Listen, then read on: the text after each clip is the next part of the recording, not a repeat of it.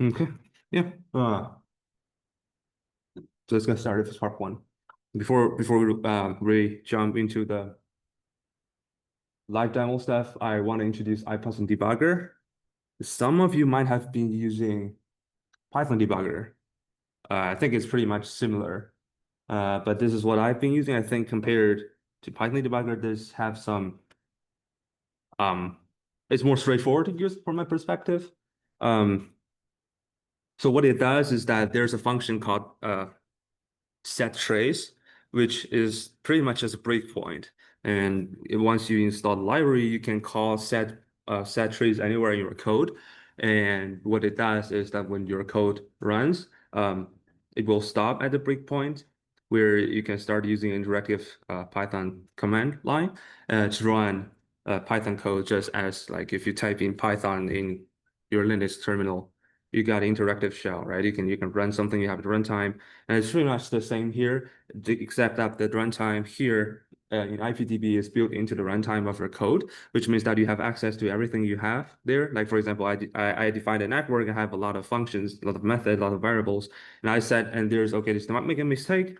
What I can do with IPDB is that I can set a breakpoint anywhere in any function. Just make sure when you run your code, it is being executed, and then you can stop there, and there's a set of commands that allow you to move forward, like move a step forward in your original code, or like run any Python code you want to perform some operations. We can show that later, but just that's the basic idea. And this is a set of useful commands. At least these are the sets that I use most likely. Step, the first one is step, which means that you just execute whatever is next in your um, like your code. And then we have next. Next is a bit similar to step, but just that it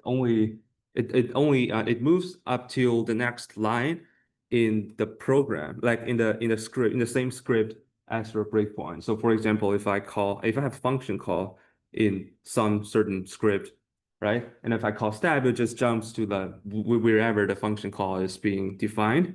That's for step. And for next, I'll jump to the next line in the same script, which calls the function uh instead of like the where the function is being defined. So like next is like going to the next line in your current file, while step is like going next step to wherever is in a code base. And continue is just moving to the next breakpoint. And where prints a stack trace of a current location, which means that it prints entire list of operations or function calls that ends up at where your current position. For example, if you have a lot of functions calling each other and you set a breakpoint in the most inner one, then printing like calling where would just print your first call, the outmost function call, then like one step later, two steps later, something like that. And this is just a cheat sheet that explains some of the commands. But really, make sure you understand how to use it. Just you can just write any toy example, or just use it in your homework one, part one, to like play with it yourself. And I think it's very straightforward. It's very straightforward. I can assure you. Okay. Um. Okay. After we've introduced IPython debugger, let's just go over some basic metrics calculation stuff.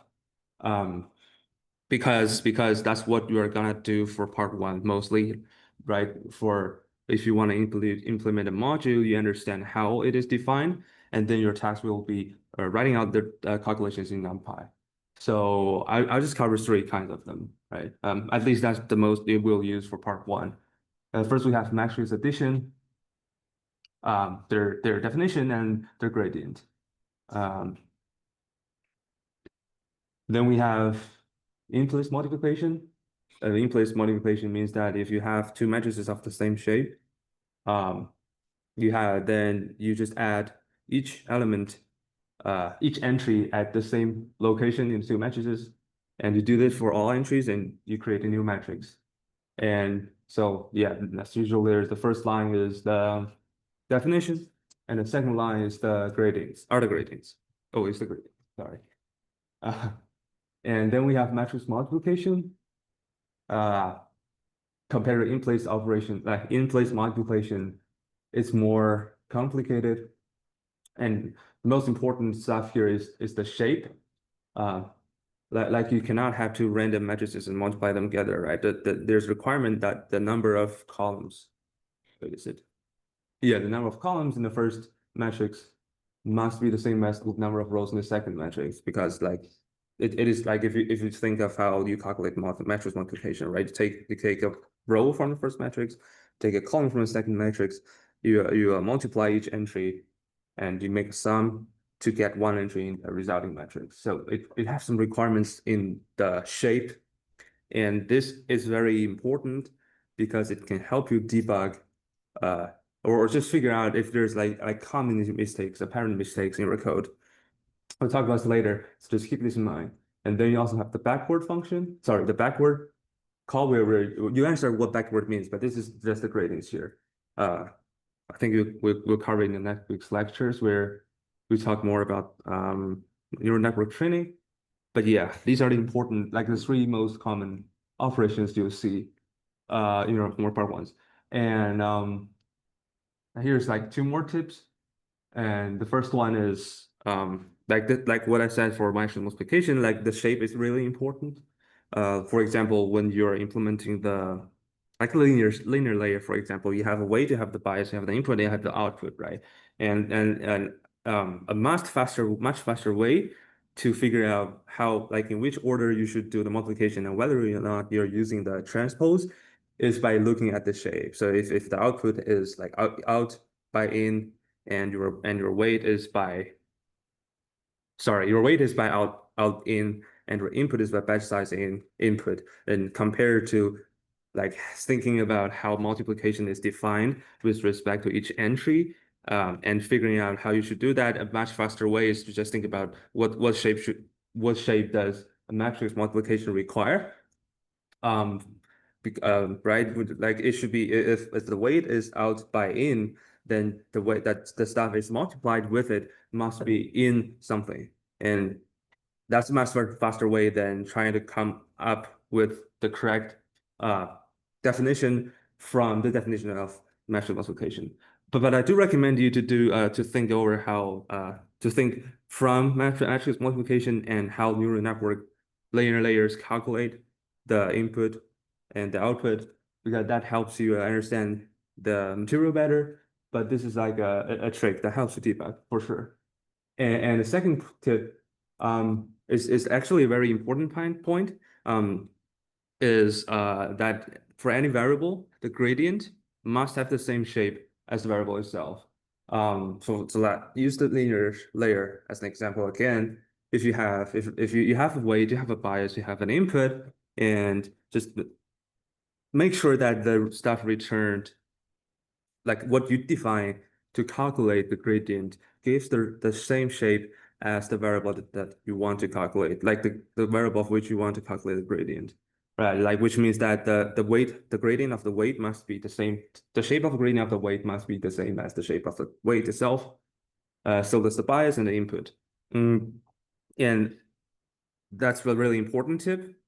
It not only helps you debug, but also saves you time, like when you're thinking about how should I define this, what matrix operations should I use, and it also helps to do in a quiz, right? Like it sometimes ask you for what's the shape here and or like what's the expression to get a certain variable or some gradient. Like this is like a shortcut that you can use here.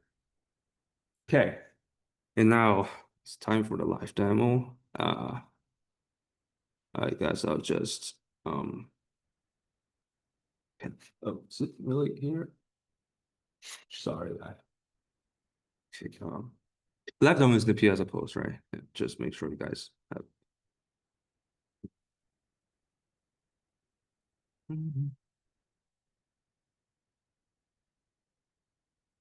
Yes. Yes, and I just wanted to maybe zoom in a bit, right? Can people see it clearly on the back, in the front? Okay. Yeah, I'm trying to. I want to try to adjust it first.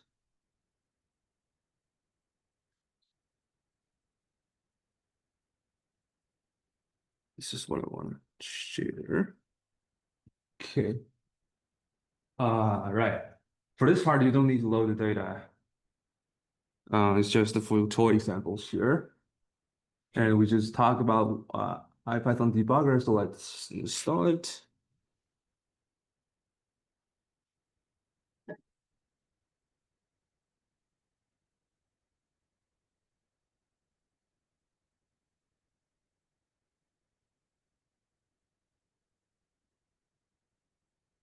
Okay. And I'll import and use a functional programming feature to abbreviate the stack trace function. This is just a breakpoint. Okay. And this is the start of like a toy example for part one.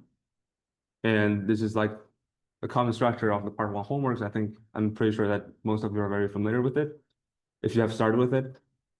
And the models here, I think for homework one we have MLPs. Later we'll have CNNs, RNNs, but this is like a model that you will build off on the MyTorch modules, which defines linear layers, activation functions, and also some optimizers, which I think you should also be familiar because yesterday was the deadline for resolution of part two. So yeah, and so those are the modules and network. Here's the autograder. I think the autograder should the autograder that is handed out to you guys in the handouts is should be grading it on the same stuff as what you have will like what you submit to AutoLab. They should, which means that once you pass your local autograder, you should have the same score on a AutoLab's autograder. If it's not, just make a PS post and we'll fix it. But yeah, and I think the autograder flags are there if you want to test out only a portion of it. Like if you only completed what part of your, like for example, the first section of the homework, you just want to test that thing, or you want to test that, not the other ones. You can set the flags correspondingly to make sure that it doesn't show like useless error messages to you. And requirements is just the requirements. We used to have some weird issues in the past where you just cannot get over. It's actually some weird import issues. Python have a specific rule for the relative imports.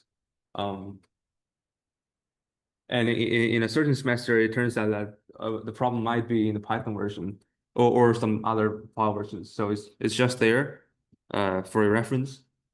I mean, I think most likely you can get away with the homeworks even if you're using a slightly different version, but it's just there for safety. Yeah. Yeah, where's my person? Okay. Okay, here's the first. Here's this is like there's like two types of tests that we will check. And first, the parent type is did you get a correct answer? We test it by so-called closeness.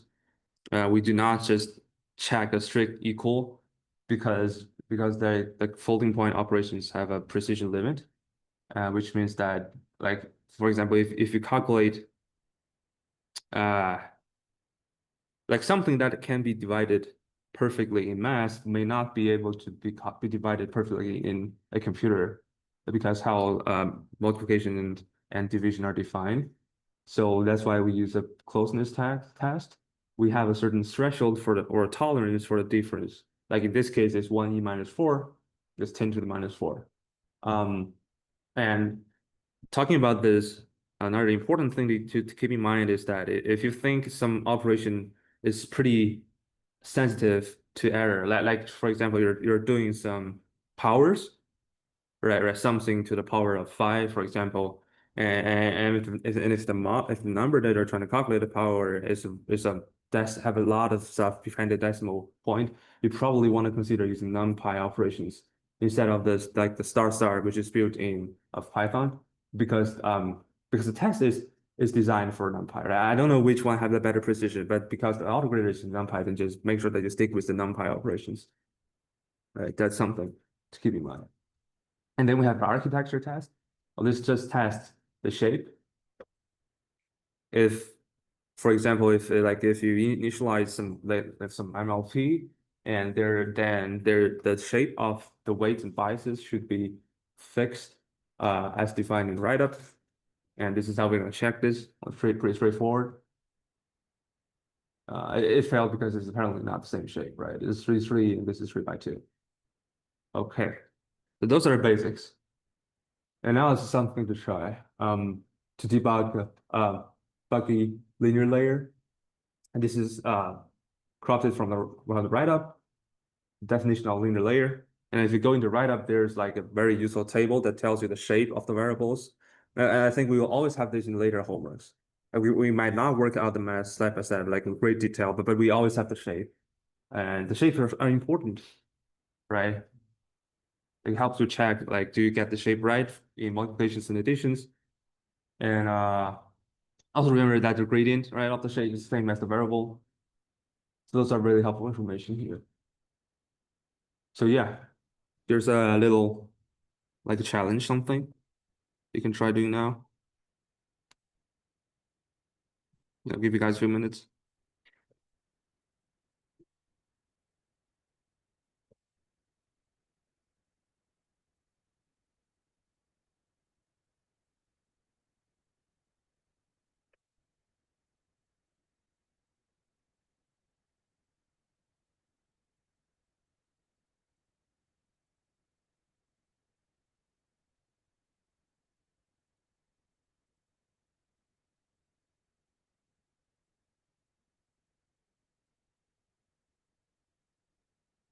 It's correct.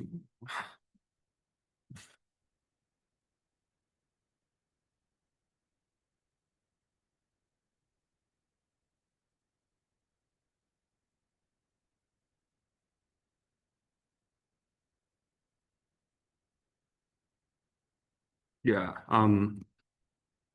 I think the problem here are mainly in the backward. Is it? Yeah.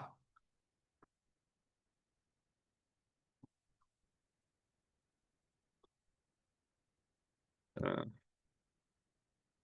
here is not should be doing matrix multiplication.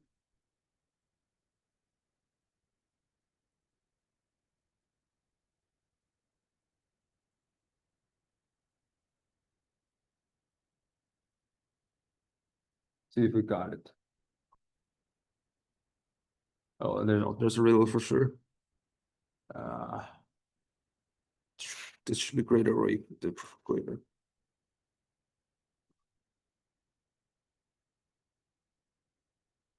Oh, really?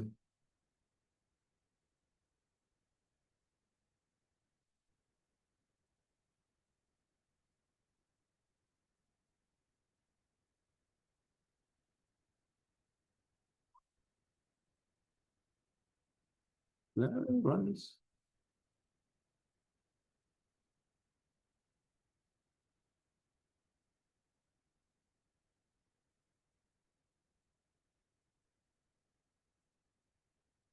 Hmm. Star instead of fact. Hmm? Use a star instead of factory. There's a star. Element as multiplication.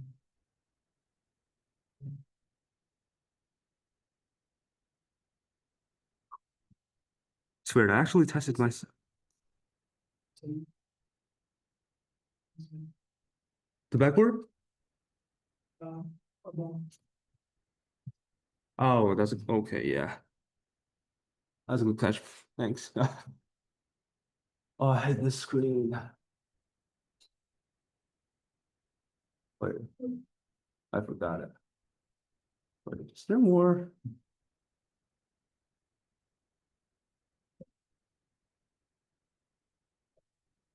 Forward pass test. Fail. Okay, we have something we really. Yes, I think that's the.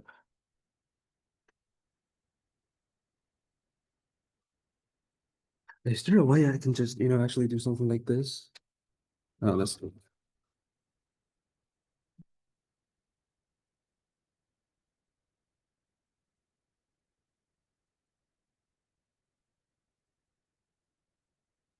Oh, Famicom. Yay. Oh, efficient. Yeah. And that's basically part one. There's one more thing, I think, I promise, that is to show how to use IPython debugger. So remember that we actually imported something earlier, and we have abbreviated the breakpoint function. So what you can do here is, for example, if you want to stop an initialization function, you can like do something like, right, set a breakpoint, and we run it. It will stop there and open up the interactive shell, and like you can do a lot of things. Like for example, um, it tells you like where it is called, like all the way to the definition, like the place of the breakpoint, and you can do next, or in this case, it just goes to the next line in the original script. And I'm not sure if there's a lot more. I could go to step.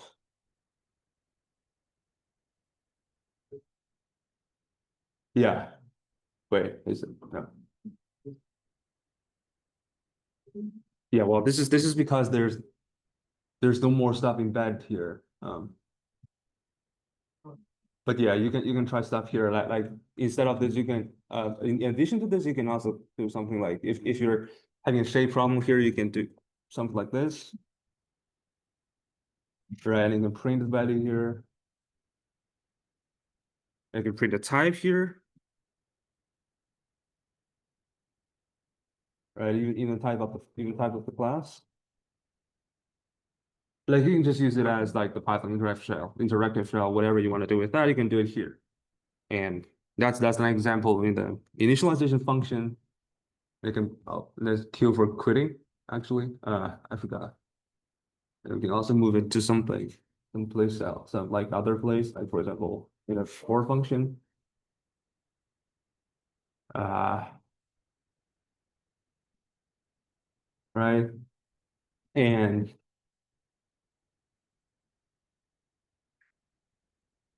you can do next, next, next.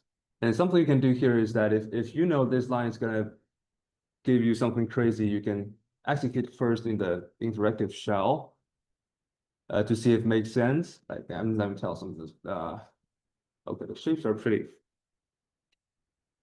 But yeah, you can execute something here. And so it's like let's say you're in your homework part two, you're running something, you don't want to rerun this again, and you just want to test if the stuff you're gonna implement there makes sense. So instead of putting it in your model and running it again, what you can do is that you take a breakpoint in your function and just type out what you're planning to write there in advance. I think this is really convenient. And yeah, I think that's a toy example of how you want to use IPython debugger. And I think that's also it for part one. And I'll hand it to Aisha, maybe. Uh, can you hear me, Aisha? Yes, I can hear Yeah. you. Thank you, Yushu. So I think I'm going to share my screen over here. Oh, yeah. You just install it. Like you don't need to do this. You can do something like this is just my personal habit. You can do this for sure. At the places where you want to set the breakpoints, right? Right, like oh, I can also do.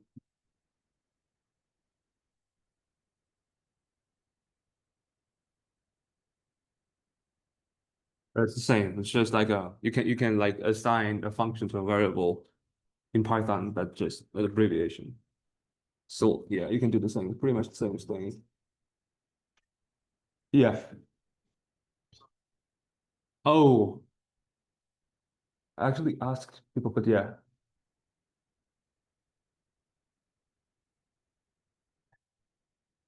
Is there a particular code block you want to look at, or Well, let's see what's going on. you can? Now it's better. Oh, okay. Yeah, so yeah.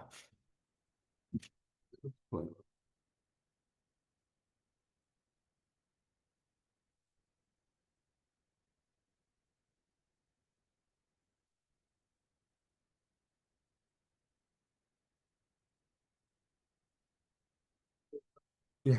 Can actually turn this next so that you can see them. Oh, I think that's actually the end of my presentation. So Oh. I think that's a good point. Yeah, thank you. Stop. Wait, that's stupid. What? Didn't I? Oh.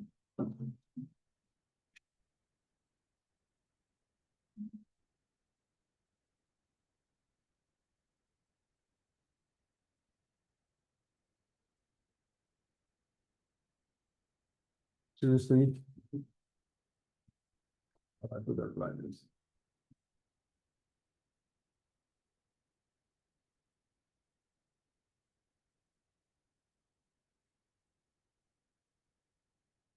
You know what? I don't care. Yeah. Yeah, I hand it over to Aishan and I'll actually wait.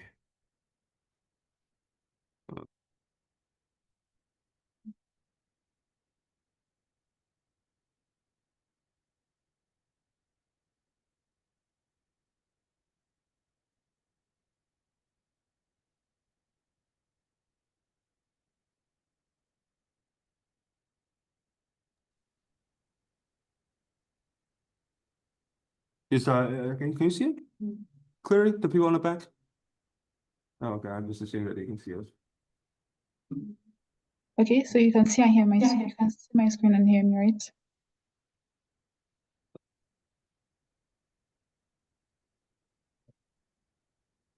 All right, everyone. So you just walked us through part one, and I'll be walking you through the part two, debugging.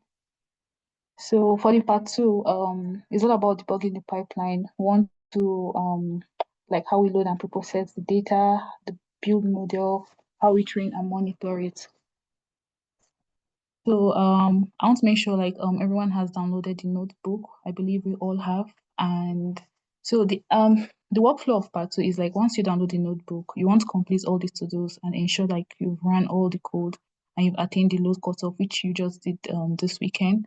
So the next thing you want to do with your teammate as your study group is to like run ablations, different ablations, and see which of you amongst you is able to achieve the high cutoff.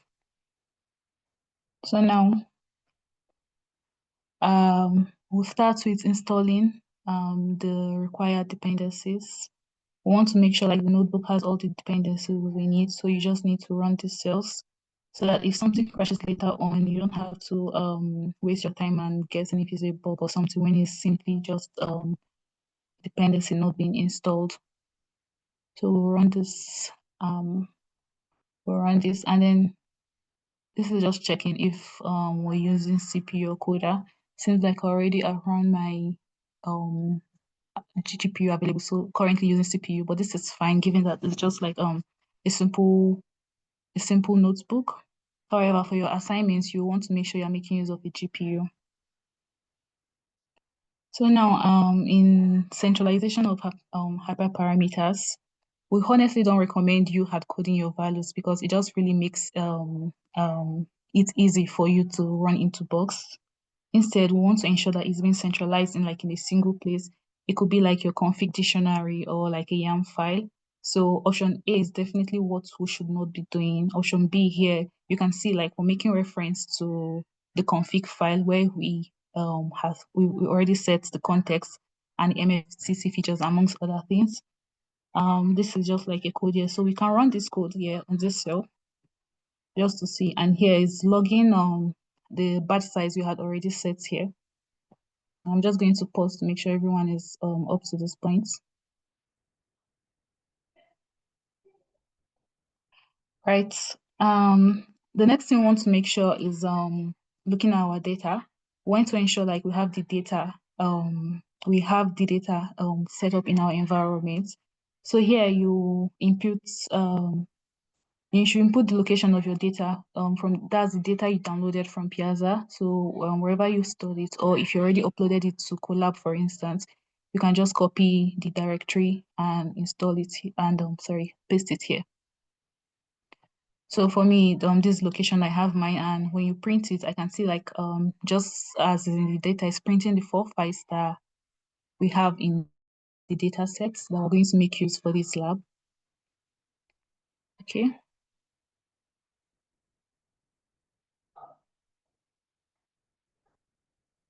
Now we want to actually look at our data in this cell. We want to make sure we know the content of the data.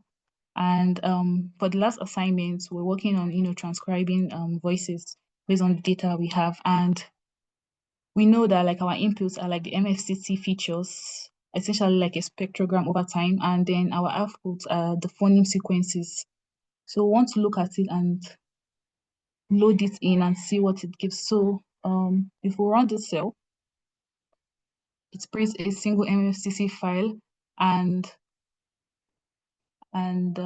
by looking at this, what do you think? How do you think our model will react to this data? Does anyone want to answer that? I mean, you can just leave a text chat, or if you want to unmute yourself and answer.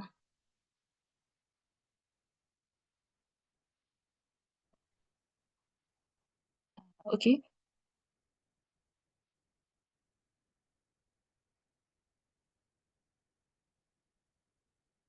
So yeah, question we're really asking here is like what's in your data, what are your inputs and what are your targets, like the shapes, and what exactly are you trying to achieve, or what could you possibly achieve with this?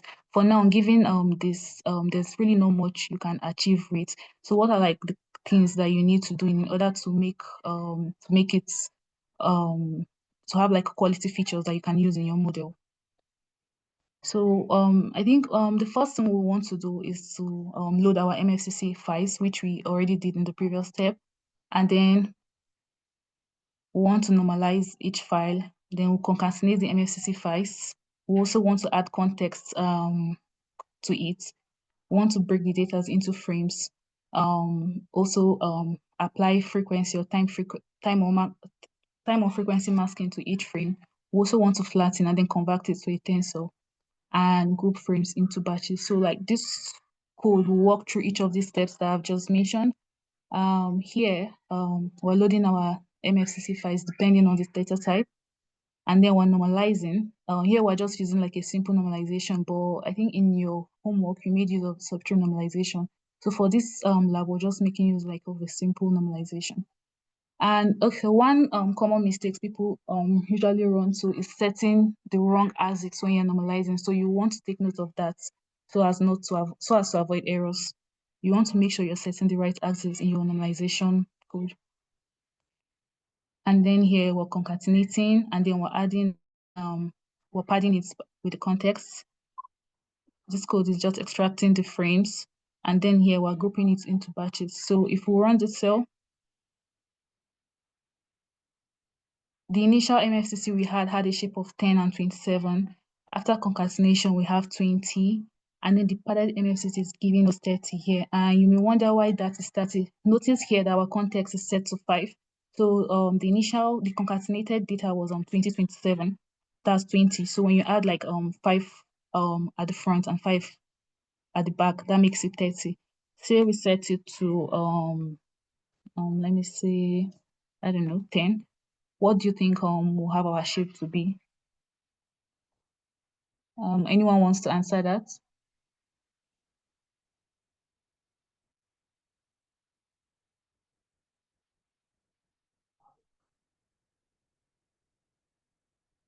I'm just going to run this cell, and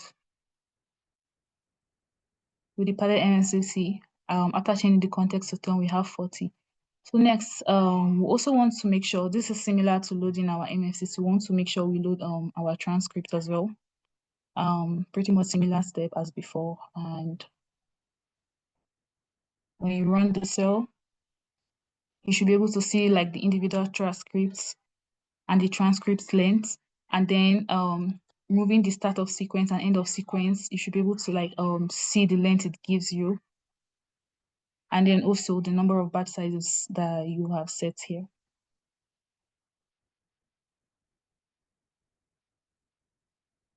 So now that we've seen how like our data is, the content of our data and all that. All right, yeah. So another common errors people run to is forgetting to convert the transcript back to okay. So you first convert it to indices, right? So that is your model is able to use it. So after you're done running all that, you want to convert it back to the original transcripts. So most people forget to do that. So that's one thing you should take note of in order to avoid errors. So the question here is like, why do we need to do phoneme to indices mapping in this step? So you can have your answer here in your notebook. So now moving to context exactly, and what exactly is context? I mentioned it before, but context, what it really does is, let's say you're trying to recognize a phoneme, for instance, and you're looking at a single frame, it makes it quite hard.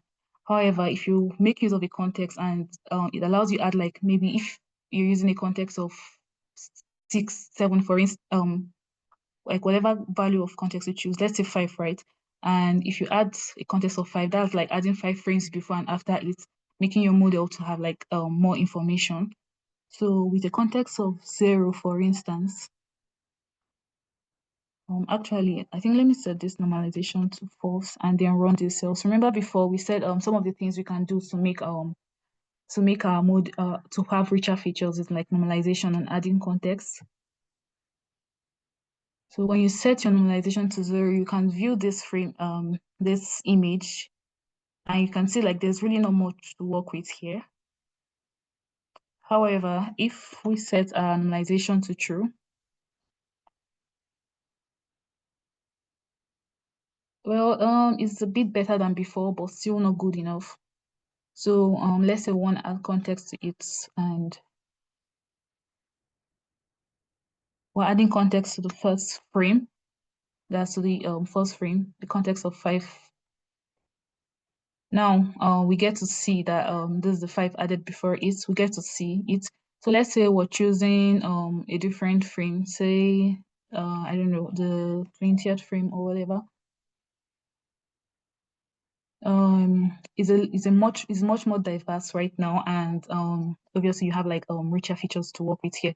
So you can really just play around with the different values and just see what it gives you.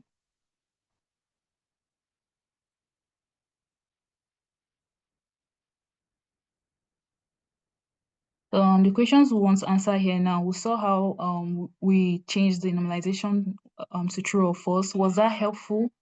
I believe we could all tell from the chat and saw how it was helpful.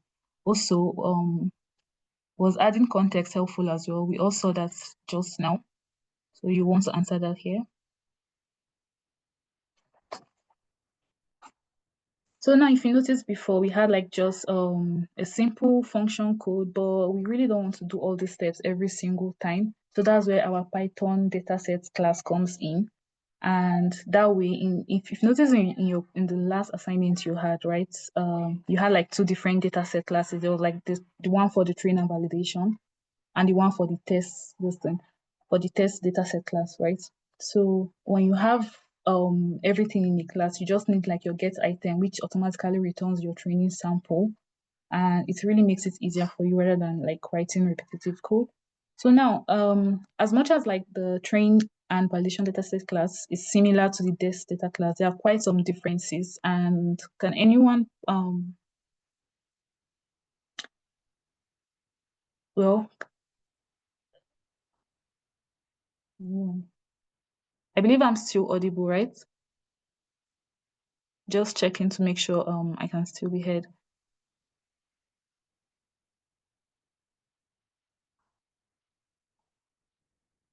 Okay, I'm not getting a response from the class or getting any texts.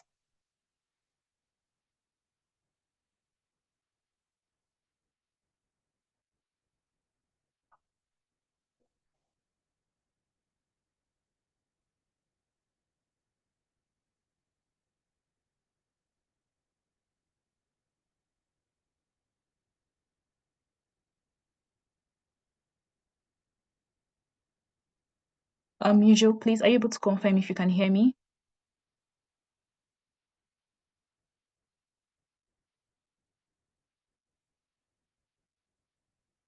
Zara, what's your question? Oh, I just wanted to confirm, like, I'm still audible and all that.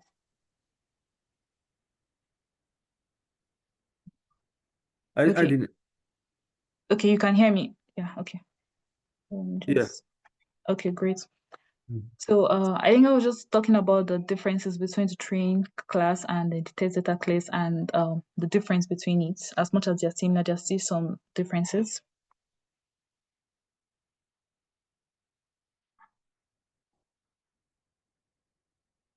In the train data sets, in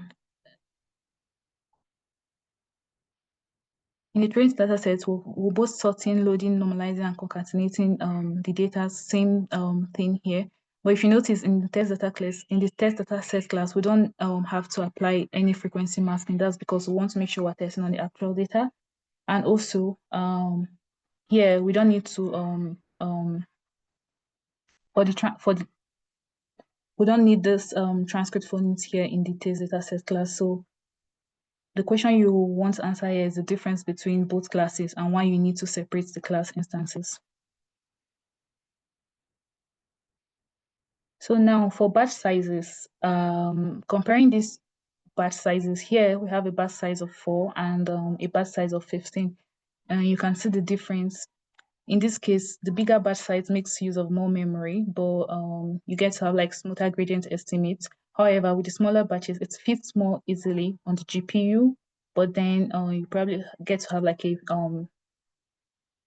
noisier training curve. So there's always a trade-off. You just have to decide, do you want to sacrifice like training time, because with a smaller batch size, it takes longer to train, right? But with a higher batch size, it trains faster, but that can affect your RAM. You may run out of memory easily. So one common issue you may likely face is having CUDA memory. So when you encounter that, the first thing you want to do is to lower your batch sizes.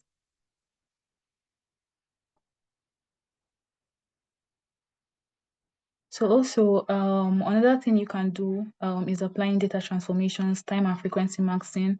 Really, what these are just like you're trying to hide like a part of your signal in order to force your model to be more robust. Is like a really effective way for you to reduce overfitting. You can write the code and play around with that and just see what it gives you. So now we move to our model and okay. So I realize I've not been running some of these cells, right? Process.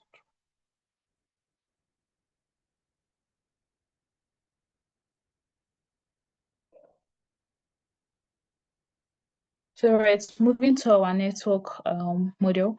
Here is just a simple feed-forward network, and in our first layer, this is our first layer here, we have like 200 hidden inputs followed by the ReLU activation. And then in the second layer, it expands to 400 followed by batch norm and ReLU. And then we have the output layer. So one mistake here, let's say for instance, you set instead of passing 400 here, you set it to 200. Let's see what that's going to give us. Yeah, you're definitely going to run into an error here. So that's one thing you should note. If you come into errors like this, if you run into errors like this, you just need to check that the inputs, just need to check the inputs you're passing in and ensure like you have the same dimension. Sometimes you may get like -1 and -2 shames cannot be multiplied error. So if you ever see that as well, you just need to check like your input layers and output shames and ensure like they all line up. The question here, so this is changed back, and then I'm going to run this and see what we have, right? So now we're able to see the parameters we have here, and then we can also tell which layer is making use of more compute. So sometimes again, when you run into that similar CUDA error, you may want to you may want, if you're debugging, and you may just want to check what you're passing in that layer. So this just helps you visualize that and see what you need to fix.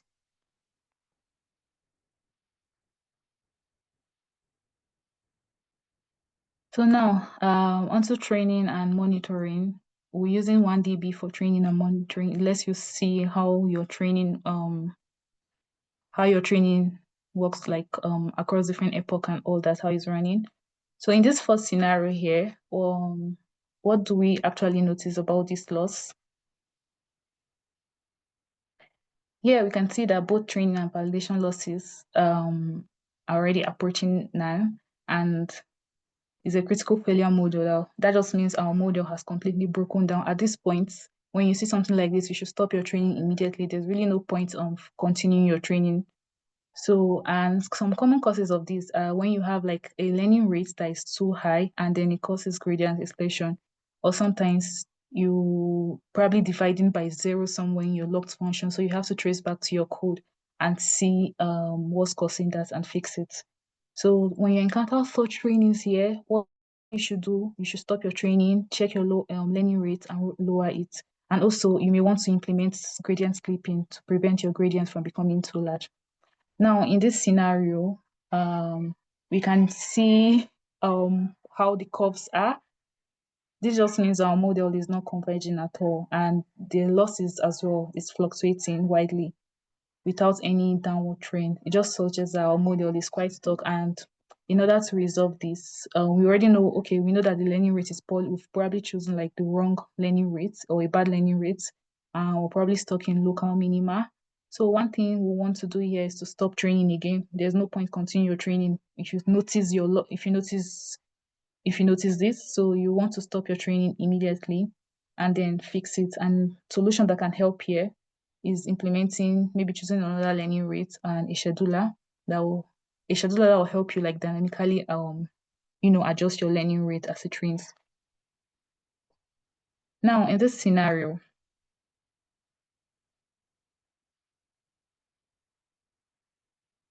all right, in this scenario, I'm just going to take a moment for you to pause and observe probably what's happening here. The model we can see that the model started well and is converging nicely, but we should check our accuracy. And you can see that like after about 30% of the epoch, you can see that both losses are gradually decreasing. The model is converging quite all right, but it's still performing poorly. That just means it doesn't really have enough capacity to learn the tasks. Or maybe your architecture is too simple. So again, you have to stop the model at this point. And you may want to add, more layers to your network as your model, more neuron layers. You may want to add more that, or you switch to a different architecture entirely. Now, in this fourth scenario, now this is a clear early sign of overfitting. If you notice how the validation loss stops decreasing after I think about 23rd epoch. I think after about 23rd or 24th epoch, where you can notice that some causes of this could be due to maybe there's a drop in learning rates, or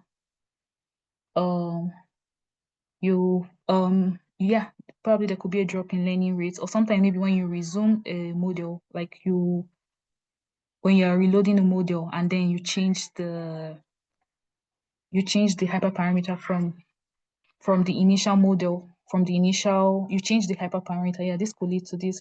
So whenever you notice like your validation loss stops improving and then your training loss is decreasing, again, you have to stop and then implement different regularization techniques. Now, in this fifth image here,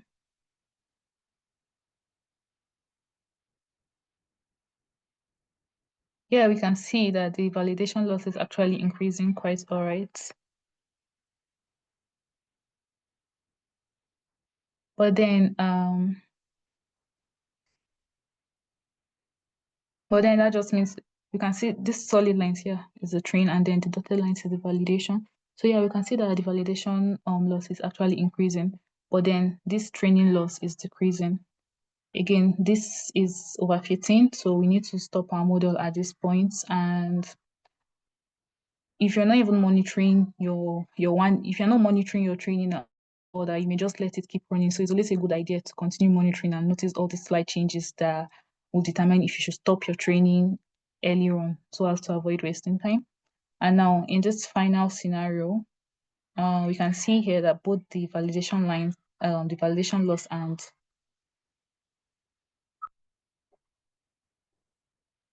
like we can just see in this final model, the validation accuracy is increasing quite all right. Yeah, the validation loss and the training loss as well decreasing. It seems everything is moving quite all right. So this is exactly what we want to see when we're training. We want to make sure the model is really learning and generalizing well. So in this case, there's no need for you to stop training. This is a good sign. You just have to continue with your training.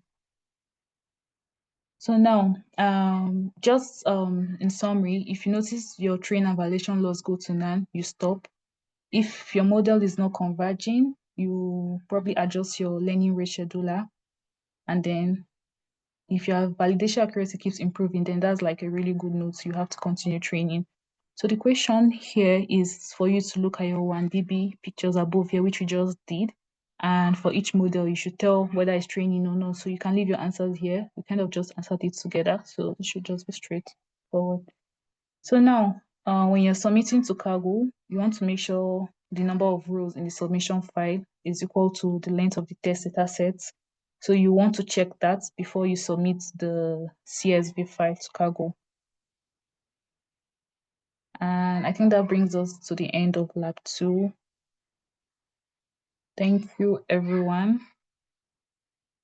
I don't know if there are any questions, you can ask them here, or you may want to follow up on the Piazza post. Yeah, thank you, Aisha. Yes, that's it.